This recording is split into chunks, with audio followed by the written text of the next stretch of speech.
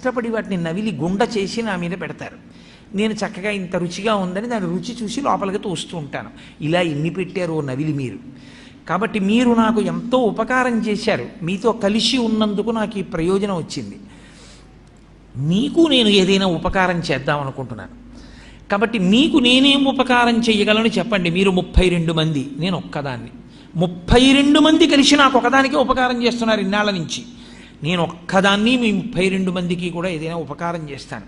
ఏం చెయ్యమంటారని అడిగితే పళ్ళు అన్నాయి, మాకు నువ్వు చెయ్యగలిగిన ఉపకారం ఒకటే, మేము పెట్టినదంతా తిను చక్కగా, పనికి మాలిన మాటలు మాత్రం మాట్లాడకు. ఎందుకంటే నువ్వు పనికి మాలిన మాటలు మాట్లాడడం వల్ల ఊళ్ళో వాళ్ళు అంటున్నారు నీ పళ్ళు రాలగొడతానంటున్నారు. మేం చేసిన తప్పే.